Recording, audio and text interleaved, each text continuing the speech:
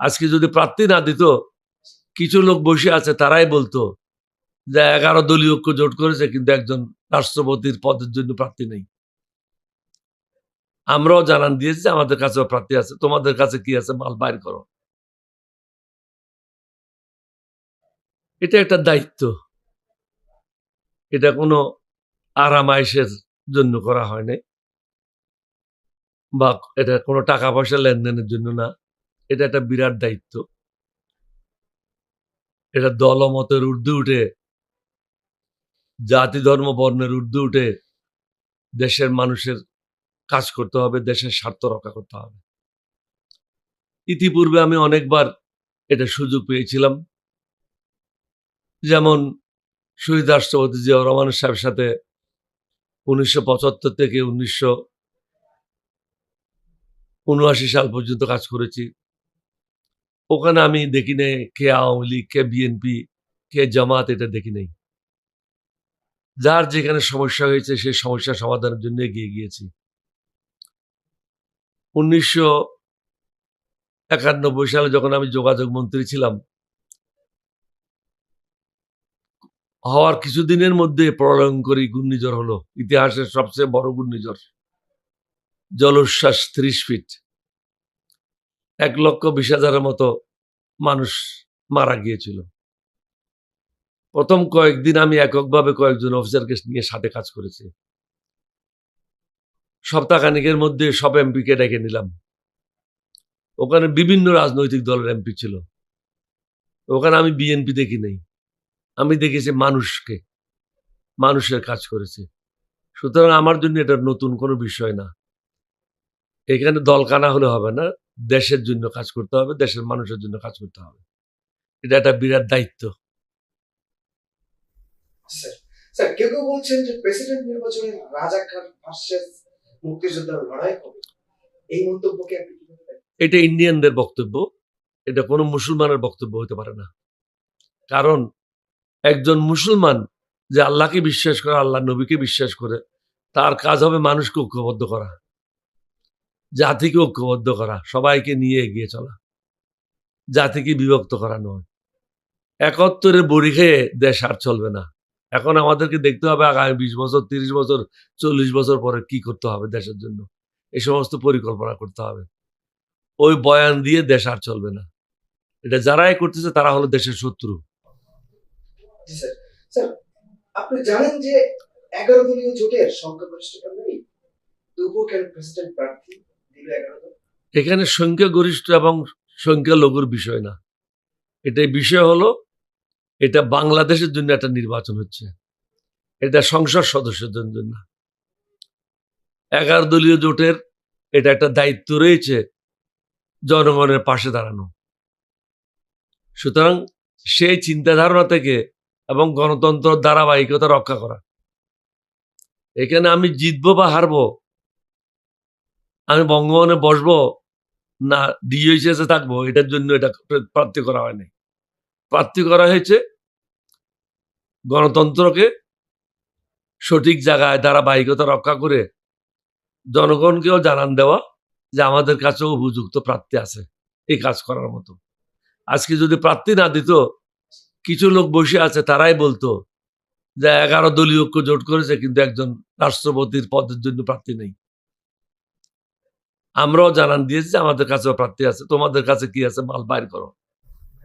Sir, Mirza ফখরুলই হচ্ছেন আপনার প্রতিদ্বন্দ্বী, তাকে কেমন প্রার্থী মনে করেন? আমি এই সমস্ত বিষয়ে কোনো মন্তব্য করতে চাই না। এটা যারা ভোট দেবে তারা এটা সিদ্ধান্ত নেবে কাকে দেবে না দেবে। এটার মধ্যে অনেকগুলি সীমাবদ্ধতা রয়েছে। যেটা আমার সংস্কার চেয়েছিলাম সে সংস্কার হয় নাই। আমরা চেয়েছিলাম 70 ধারা বিলুপ্ত করে আপার হাউস লোয়ার হাউস দুটাই মিলে আগামী দিন যিনি প্রেসিডেন্ট হবে তাকে ভোটের মাধ্যমে করা হবে। এখন কিন্তু এটা ধারাও বিলুপ্ত হয় নাই, আপার হাউসও সৃষ্টি হয় নাই। সুতরাং এখানে গ্রামোফোন রেকর্ড লেখা থাকে হিজ ম্যাজেস্টিজ ভয়েস। রাষ্ট্রপতি ওই ব্যক্তি নির্বাচিত হবে, প্রধানমন্ত্রী সেখানে একটা সমস্যা হতে পারে, এইটা একটা। তো ক্যান্ডিডেট হিসাবে মির্জা ফখরুল ইসলাম আলমগীরের নামটা ভাসছে, এইটা এখনও আনুষ্ঠানিকভাবে বিএনপির কাছ থেকে আমরা জানি না। এখন যদ্দূর জানি যে 13ই আগস্টের মধ্যে নির্বাচন কমিশনের নামগুলো দিতে হবে, তখন হয়তো আমরা অফিসিয়ালি এটা জানব।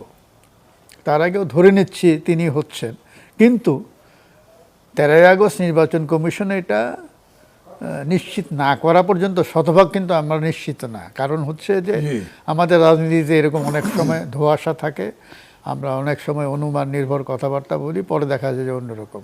আমরা কেউ কি কখনো কল্পনাও করতে পেরেছি যে শাহাবুদ্দিন চুপ্পু রাষ্ট্রপতি হবেন? কল্পনাও করি নাই। আর কি ক্যান্ডিডেট ছিল না? ছিল তো, দলেরই অনেক ক্যান্ডিডেট ছিলেন, দলের মধ্য থেকে হতে পারতেন, হয় নাই। তো এরকম সারপ্রাইজ থাকলেও থাকতে পারে। আর যদি সেরকম না হয় তো মির্জা ফখরুল ইসলাম হবেন।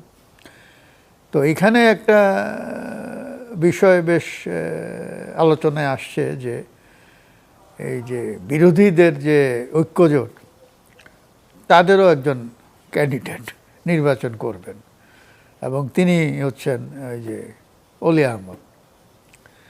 এখন অলি আহমদ তো কিছুদিন আগে জামাতে ইসলামীতে জয়েন করেছেন, যদিও তিনি জামাতের কোনো পদে তিনি নাই। ওদের তো আবার পদে যেতে হলে একটা প্রক্রিয়ার মধ্যে দিয়ে যেতে হয় না, সদস্য হতে হয়, তারপরে আস্তে আস্তে ধাপে ধাপে। তো সেরকম তিনি না, কিন্তু এখানে জামাত কি পার্টি হিসেবে জামাতে যোগ দিয়েছেন? হ্যাঁ, নাকি জোটে যোগ দিয়েছেন? না না, পার্টি হিসেবে জামাতে।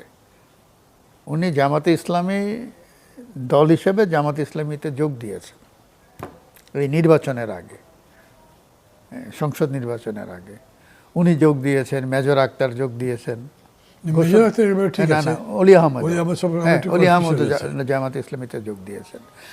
এখন অলি আহমদের ব্যাপারটা হলো যে আমাদের এখানে যারা রাজনীতি করেন তারা তো আজীবন রাজনীতিতে থাকতে চান, তাদের তো কোনো মানে অবসর নাই, অবসরে যাওয়ার ব্যাপার নাই, এবং সবসময়ই কিছু পেতে চান।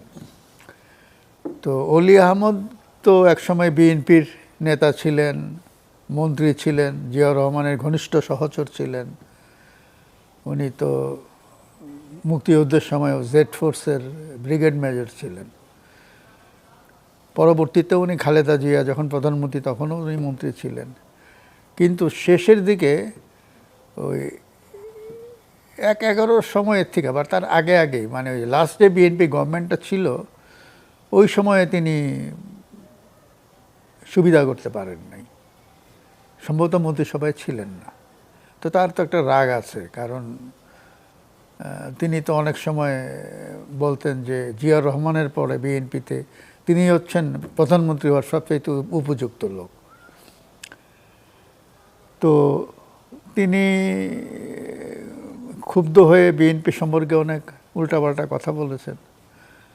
এমনও কথা বলেছেন যে একেবারে সরাসরি ইঙ্গিত করে, মা যদি খারাপ হয় তাহলে তো ছেলেও খারাপ হবে, এবং বদমাস শব্দটাও ব্যবহার করেছেন। ওইভাবে হেডিং হয়েছে পত্রিকায়। তো তার তো আর বিএনপিতে জায়গা থাকার কথা না, কিন্তু উনি রাজনীতিতে প্রাসঙ্গিক থাকতে চান। তো থাকতে হলে কি হবে, যে একটা দল, যেই দলটার উনার দৃষ্টিতে মনে হয় যে রাইজিং ভবিষ্যৎ আছে, সেই হিসাবে তিনি দেখলেন যে জামাতের পক্ষপুটে আশ্রয় নিলে কিছু আশা আছে, সেই জন্য তিনি জামাতে গেছেন। এবং যেহেতু তিনি মুক্তিযুদ্ধের সময় তার একটা ভূমিকা ছিল, মুক্তিযোদ্ধা, এবং ইস্ট বেঙ্গল রেজিমেন্টের যারা একদম প্রথম দিন থেকে মুক্তিযুদ্ধের অংশ নিয়েছেন, তিনি তাদের একজন। তো জামাত তো তাকে পেয়ে এখন জামাত বলতে পারে যে আরে আমাদের দলে তো মুক্তিযোদ্ধাও আছে, তা আমাদেরকে মুক্তিযুদ্ধ বিরোধী তো বলা যাবে না, যে অলি আহমদের মতন একজন ভেটারান ফ্রিডম ফাইটার যদি আমাদের দলে থাকে। আর তাকে তারা রাষ্ট্রপতি ক্যান্ডিডেট করেছে। এখন ধরেন বিএনপির পার্লামেন্টে 2/3-এরও বেশি মেজরিটি, তারপর তাদের পার্টনাররা আছে বিএনপির, হ্যাঁ, সব মিলিয়ে তো অনেক। তো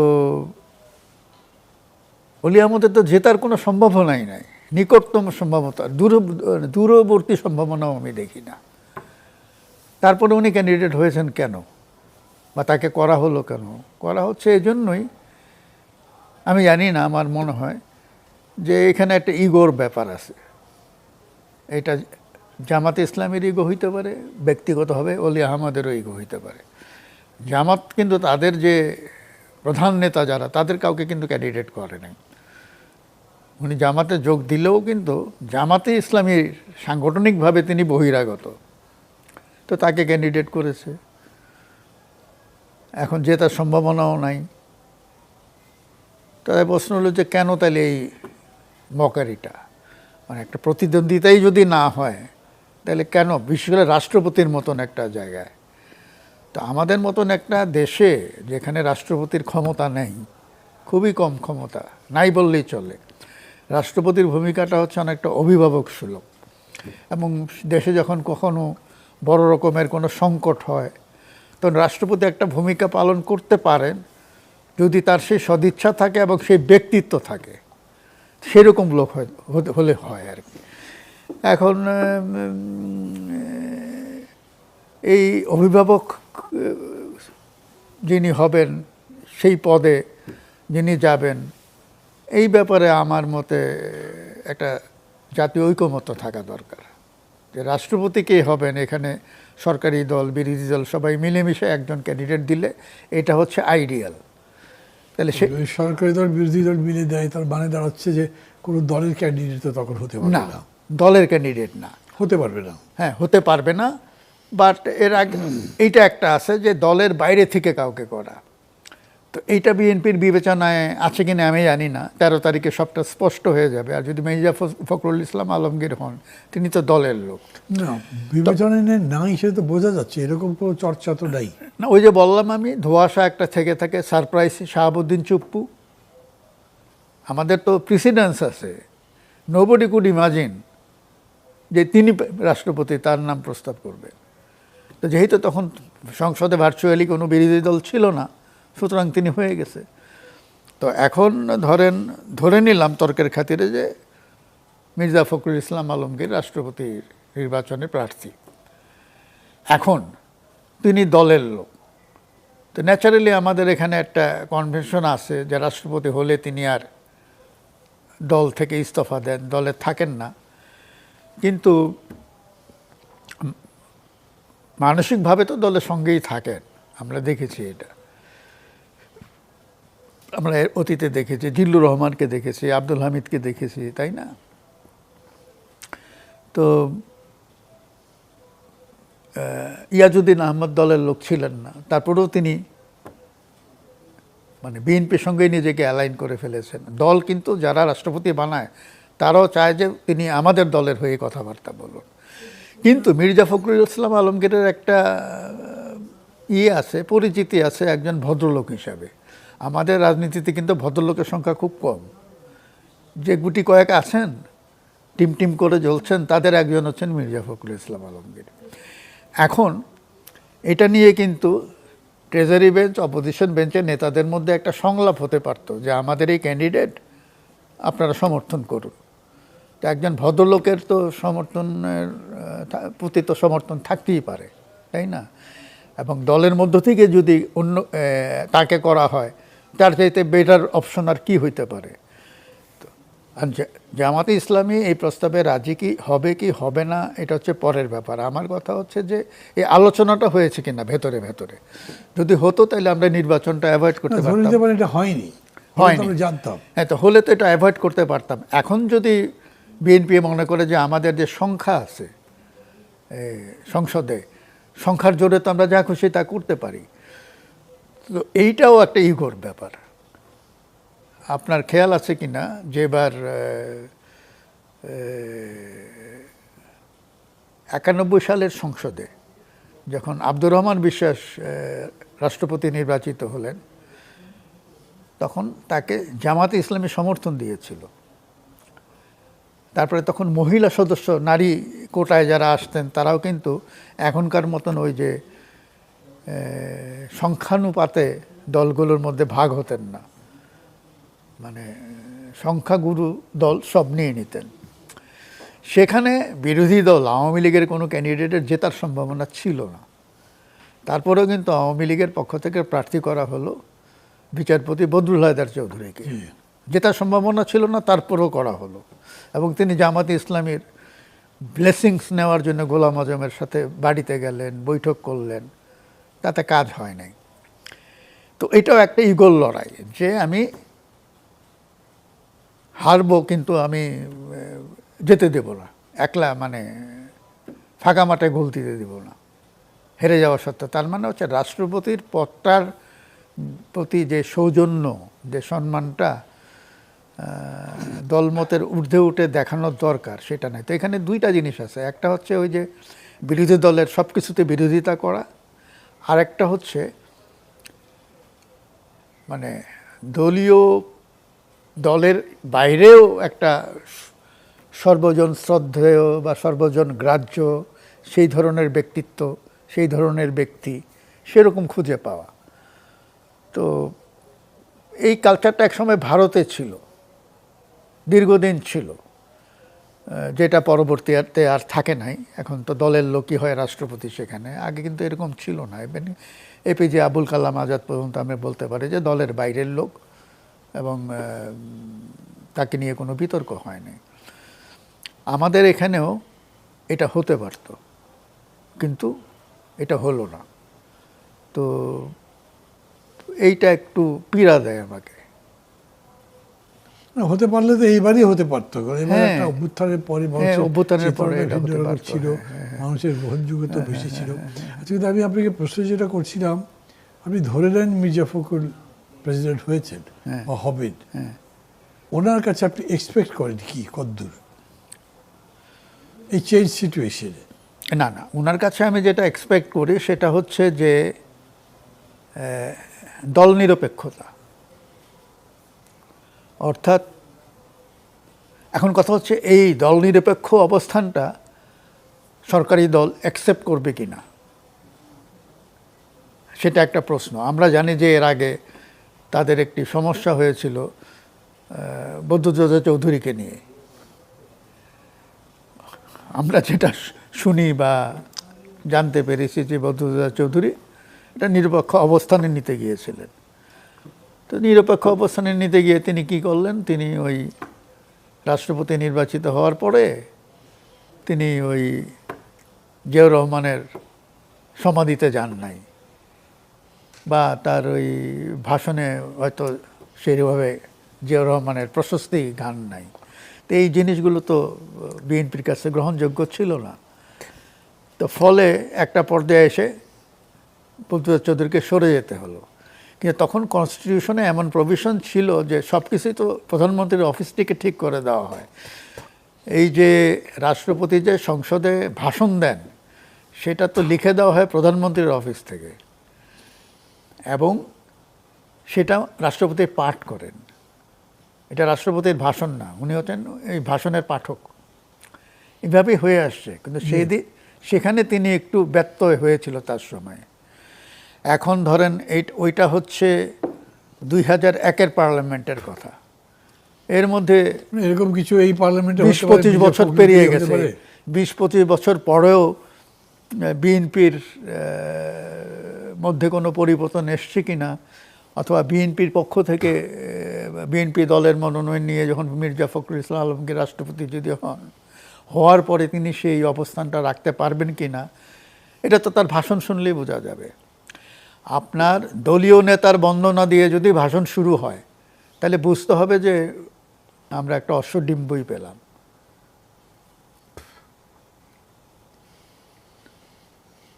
আপনি কি আশা করেন যেরকম হতে পারে?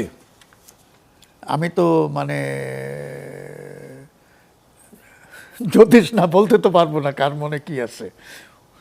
আরেকটা জিনিস হচ্ছে, যে পরিমাণ মানে দায়িত্ব বা ক্ষমতা রাষ্ট্রপতিকে দেওয়া হবে, এর প্রস্তাবিত সংবিধান সংশোধনের যেগুলো আছে, সেই অনুযায়ী উনি যদি অ্যাক্ট করতে পারেন প্রধানমন্ত্রীর অফিসের পছন্দের বাইরে গিয়ে, তাইলে একটা বিষয় আছে। আর তিনি সেটা না পারেন, তাইলে আবার আমরা ওই আগের অবস্থানেই থাকবো। আপনি তো এইটার বিবেচনা তুলনামূলক বিচার করবো যেটা বলছি।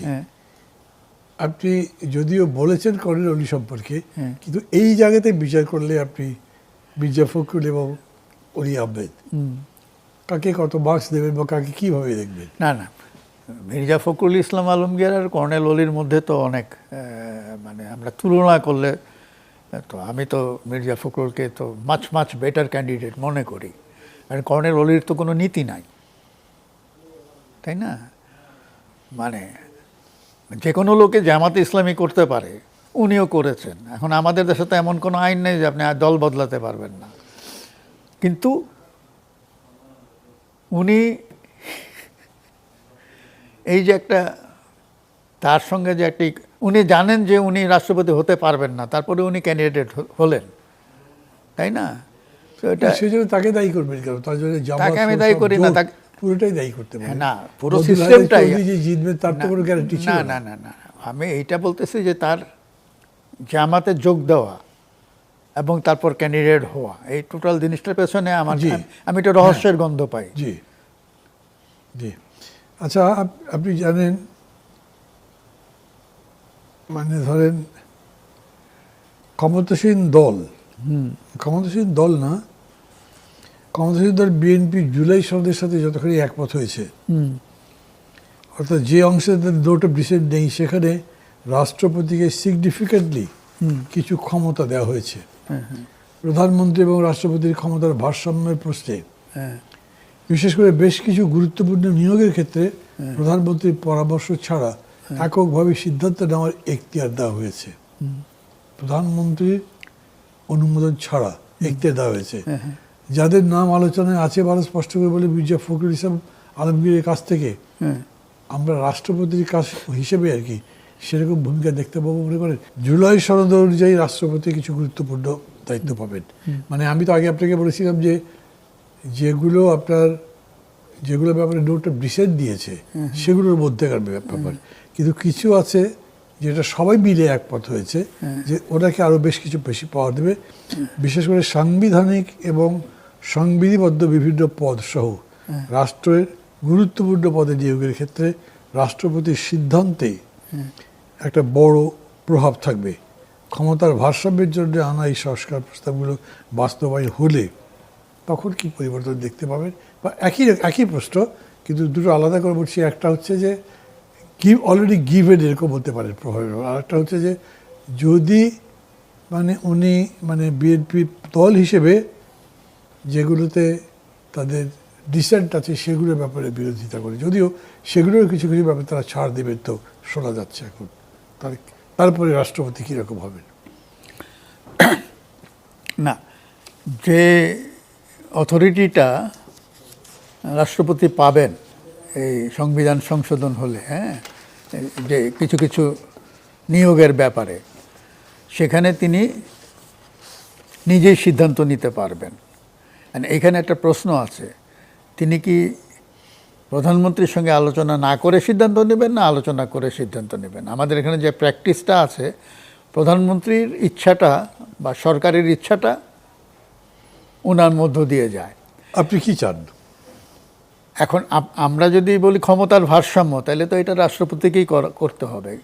তাইলে তো আমি বলছি আপনি কি চান, উনি প্রধানমন্ত্রীর সাথে কথা বলবেন কি বলবেন না, কি হওয়া উচিত?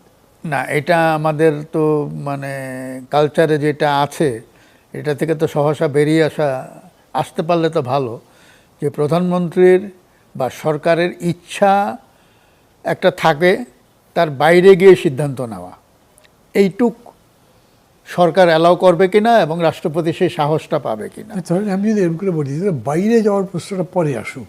হ্যাঁ, একটা সাংবিধানিক পদে কাউকে দায়িত্ব দেওয়া হবে, রাষ্ট্রপতি তার মতো একটা ভেবেছেন, উনি এটা প্রধানমন্ত্রীর সাথে শেয়ার করবেন, অথবা প্রধানমন্ত্রী ভেবেছেন রাষ্ট্রপতির সাথে শেয়ার করবেন, তারপরে দেখা গেল দুজনটা মিলছে না, তখন কি হবে? সেই সময় আমরা যে ডায়ালেকটিক্যাল ম্যাটেরিয়ালিজম পড়তাম, ডায়ালেকটিক্যাল ম্যাটেরিয়ালিজম বলছে যে ওই এক এক সময় এক এক রকমটা হতে পারে। রাষ্ট্রপতি হয়তো দেখলেন যে উনি যেটা ঠিক মনে করছেন সেটা শুধু যে প্রধানমন্ত্রী ঠিক মনে করছেন তা না, সংসদের অথবা পার্টিরও ব্যাপক অথবা সাধারণ লোক তার পরিচিত বলে বেশিরভাগ ঠিক মনে করছে না। ওনারও তো সেই সুযোগ আছে ওপিনিয়ন ভেরিফাই করার, তখন উনি চেঞ্জ করবেন। মানে দুটো যদি সংশ্লেষ হয়ে হয় তাহলে সবচাইতে ভালো। এখানে পাওয়ারটা দেওয়া হচ্ছে যে রাষ্ট্রপতি ইন্ডিপেন্ডেন্টলি অ্যাক্ট করতে পারবেন, আগে পারতেনই না, এখনকার অ্যামেন্ডমেন্ট হলে উনি অ্যাক্ট করতে পারবেন। হ্যাঁ, এখানেই প্রশ্নটা আসে যে এই অ্যাক্ট, তার এই অ্যাক্ট করাটা যদি সরকারের পছন্দ না হয়, পছন্দের বাইরে যদি উনি অ্যাক্ট করেন, ধরেন না কিছু করেন নাই, সরকারের পছন্দ হলো যে মিস্টার এক্স ওই যে একটা রেখে দিয়েছে না, যে এর আগে একটা প্রস্তাব ছিল কিন্তু জুলাই সনদের যখন হয় যে সিনিয়র মোস্ট বিচারপতি প্রধান বিচারপতি হবে, তো সেখানে বিএনপি আপত্তি দিয়েছিল। জি, কারণ তাদের চিন্তায় ছিল যে দলগুলো তো চাইছে তাদের লোক, তাহলে এটার জন্য কি ব্যবস্থা রাখতে হবে যে সিনিয়র দুইজনের মধ্যে থেকে একজন, তার মানে হচ্ছে একটা অপশন থাকে যে আমার সিনিয়র মোস্টকে পছন্দ না, অমুককে পছন্দ। হতে পারে কিন্তু এরকম। হ্যাঁ, হতে পারে তো। হ্যাঁ, তারপরে এই অন্যান্য সাংবিধানিক কমিশনের ব্যাপারেও কিন্তু একই, আপনি হয়তো একটা প্যানেল করে দিল, প্যানেল আমাদের ভিসি ঢাকা ইউনিভার্সিটিতে হয়তো না 3 জনের প্যানেল জি। নির্বাচিত হতেন, প্রেসিডেন্ট তার মধ্যে থেকে একজনকে, 1 নম্বরকেই যে করতে হবে নট নেসেসারি। Not necessary। তার মানে এখানে প্রেসিডেন্টের ইচ্ছা অনিচ্ছাটা খুবই গুরুত্বপূর্ণ এই ভাইস চ্যান্সেলর নিয়োগের ব্যাপারে। জি। এখানেও হয়তো সেরকম একটা হবে। তা আমি বললাম যেহেতু একটা প্রেসিডেন্স আছে যে প্রধানমন্ত্রীর ইচ্ছার বাইরে গিয়ে অ্যাক্ট করলে রাষ্ট্রপতির কি হাল হয় সেটা বদরুদ্দোজা চৌধুরীর সময় আমরা দেখেছি। তো যেহেতু একটা প্রেসিডেন্স আছে, আমার কোশ্চেন, না আমি আপনার কথাটা বুঝেছি, জি। কিন্তু আমি কথা হচ্ছে কোশ্চেনটা যে ওখানে আমার।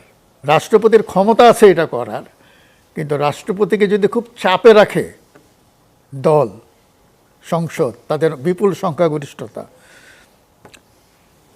তাইলে তারা কিন্তু সমস্যা তৈরি করতে পারে। আবার রাষ্ট্রপতি নিজেও তো প্রধানমন্ত্রীর জন্য সমস্যা তৈরি করতে পারবেন এখন যেভাবে ক্ষমতা দিচ্ছে। আমি আপনাকে একটু বলি, আমি জানি না আমার এই ধারণা বা এই প্রাপ্ত সংবাদ তথ্য কতখানি ঠিক, কিন্তু বিচার বিভাগ সহ আরো বেশ কিছু জায়গাতে গুরুত্বপূর্ণ কমিশন বলেন বা এমনি যে কমিশনগুলো করা হয়েছিল, গুম কমিশন, তথ্য প্রবাহ কমিশন ইত্যাদি, এইখানে আমাদের আলোচনার মধ্যে যেরকম করে বিএনপি বিরোধিতা করেছিল, সেই জায়গাতে তারা অনেক সফট হয়েছে এবং এটা একটু অ্যাডজাস্ট করবে যাতে সবাইকে বিলে করা যায়। এটা শুনছি আমি, দেখবো কতখানি কি হয়। কিন্তু ধরেন এরকম যদি কিছু হয় তাহলে একটা স্পেস তৈরিও হতে পারে যে প্রয়োজন বোধে অথবা সেই সময় হলে রাষ্ট্রপতি প্রধানমন্ত্রীর সিদ্ধান্ত যে কাজ নাও করতে পারেন এই জায়গাগুলোতে। না, ওই স্বাধীনতাটুকু আছে, জি। মানে কাগজে কলমে থাকবে। এবং প্রধানমন্ত্রী যাতে স্বেচ্ছাচারী বা ফ্যাসিস্ট হতে না পারেন, এই সমস্ত জায়গাতে এই চেক অ্যান্ড ব্যালেন্স তো লাগবেই। হ্যাঁ, না হলে উনি একা যদি সব ক্ষমতা, মানে তার কথায় পুলিশ প্রধান হবে, তার কথায় আর্মি প্রধান হবে, তার কথায় বাংলাদেশ ব্যাংকের প্রধান হবে, সবই তার কথায় হলে যেমন পুলিশকে কেউ চ্যালেঞ্জ করতে পারবে না। পুলিশ চিফ কে হবে এটা তো প্রধানমন্ত্রীর উপরেই নির্ভর করে, সরকারের ইচ্ছে। এখানে পুলিশ চিফ কে হবেন, আইজিপি, জি। এটা কিন্তু আর রাষ্ট্রপতিকে ওই ক্ষমতাটা দেওয়া যাবে না, হচ্ছে না। অন্তর যাবে না, যাবে না। কিন্তু এখানেও প্রশ্ন আছে যে একটা প্রস্তাব ছিল যে senior most police officer, serving senior most officer IGP হবে, সেখানেও কিন্তু বিএনপি আপত্তি দিয়েছিল। এইখানে মানে এটা পুলিশের ভেতর থেকে একটা দাবি ছিল। এইখানেই তো কথা, আমরা যে এত বড় লড়াইটা করলাম, উদ্দেশ্যটা কি আমাদের, যেন ফ্যাসিজম ক্যানট কাম ব্যাক, তো কাম ব্যাক করতে না পারে, তার একটা চেক অ্যান্ড ব্যালেন্স হতে পারে যে কেউ সিঙ্গুলারলি পাওয়ার হোল্ড করতে পারবে না, হ্যাঁ, সিঙ্গুলারলি পাওয়ার হোল্ড করতে পারবে না, তাহলে ফ্যাসিজম আসবার সম্ভাবনা কম। এখন আর্মি যদি কু করে নিয়ে নেয় সেটা তো ভিন্ন কথা, সেটা তো অন্য জিনিস। হ্যাঁ, সেই জিনিস আমরা আলোচনা করছি না। এই পথে যদি হয় তাহলে এই সংবিধানে এই সংশোধনের কথা যেটা বলা হয়েছে, president will be very vital, এবং সেদিক থেকে মির্জা ফখরুল কতখানি নিতে পারবেন বলে আপনার ধারণা বা সাধারণ মানুষের ধারণা?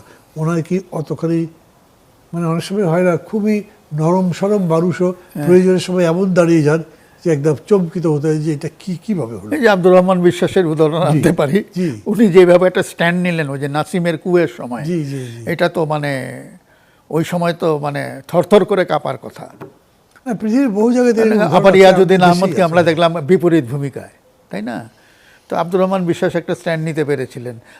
আবার সর্বময় ক্ষমতা থাকা সত্ত্বেও জাস্টিস সাত্তার পারে নাই। জি, তো এরকম আছে অনেক সময়, এটা ব্যক্তিত্বের সমস্যা, বিষয় কিন্তু আসলে। তো একজন লোক ভদ্র নরম সরম হলেও প্রচণ্ড ব্যক্তিত্ব সম্পন্ন হতে পারেন, হতে পারে। তাই না?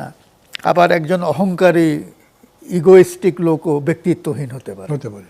তো এখানে সুযোগটা আছে যে রাষ্ট্রপতি তার নিজস্ব জাজমেন্ট দিয়ে একটা ভালো কিছু সিদ্ধান্ত নিয়ে নেওয়ার।